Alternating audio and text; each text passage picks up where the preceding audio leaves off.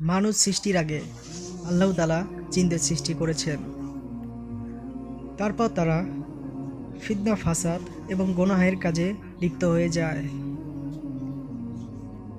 তখন আল্লাহ তাআলা জিনদের হুকুম দিল, যাও তোমরা সকল গুনাহকারী এবং শিরিককারীদের ধ্বংস করে দাও।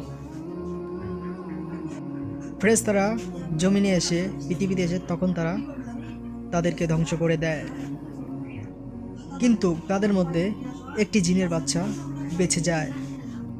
সে ছিল একা এবং ভয়ে সে কাঁপতে থাকলো। তখন সে একা একা কাঁদতে শুরু করলো। তখন ফেরেশতারা আল্লাহর কাছে বলল, হে আল্লাহ। তখন ফেরেশতারা আল্লাহ তাআলাকে বললেন, হে রব, এই জিনের বাচ্চার সাথে কি করা যায়? আল্লাহ তাআলা ফেরেশতাদের হুকুম করেন, তাকে তোমরা তোমাদের সাথে রাখো, তাকে তালিম দাও, শিক্ষা দাও। ফেরেশতারা তাকে তালিম দেন এবং আস্তে আস্তে ফেরেশতাদের চেয়েও সে বেশি জ্ঞানী হয়ে থাকে বা হয়ে ওঠে। তখন ফেরেশতারা আবার আল্লাহর দরবারে হাজির হন এবং বলেন, হে রব, সে আমাদের চেয়েও বেশি জ্ঞানী হয়েছে, তার ইলম আমাদের চেয়েও বেশি। সেটা আল্লাহ তাআলা শুনে বললেন, তোমরা তাহলে তার থেকে ইলম নাও। তখন ফেরেশতারা এজাজিলের জন্য একটি দোলনা তৈরি করেন। এজাজিল হচ্ছে যে জিনের বাচ্চাটি বেঁচে গিয়েছিল তার নাম।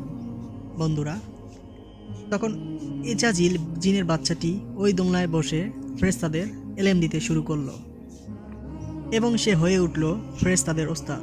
কিন্তু এত জ্ঞান পেয়ে সে আল্লাহর শুকরিয়া আদায় না করে সে অনেক অহংকারী হয়ে উঠল। তখনই আল্লাহ হযরত আদম আলাইহিস সালামকে সৃষ্টি করেন এবং সকল ফেরেশতা এবং এজাজিলকেও আল্লাহ তাআলা হুকুম করেন আদম আলাইহিস সালামকে সিজদা করতে।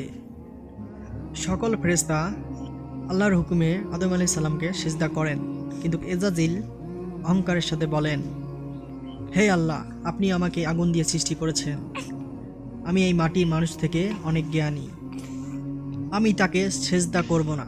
এটা শুনে তৎক্ষণিক আল্লাহ তাআলা তাকে ইবলিস শয়তান হিসেবে গণ্য করেন এবং তার দরবার থেকে তাকে বের করে দেয়। মনে রাখবেন, অহংকারী ব্যক্তিকে আল্লাহ তাআলা পছন্দ করেন না।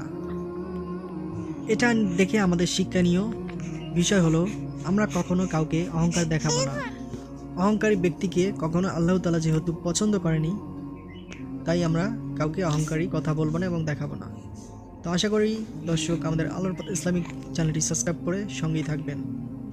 অবশ্যই জানাবেন ভিডিওটি কেমন লাগবে, একটি লাইক, একটি শেয়ার করতে ভুলবেন না। আপনার একটি শেয়ারে জেনে যেতে পারে মুসলিম হাজারো ভাই। কথাটি মনে রাখবেন, এই সওয়াব আপনিও পেতে পারেন। আল্লাহ হাফেজ।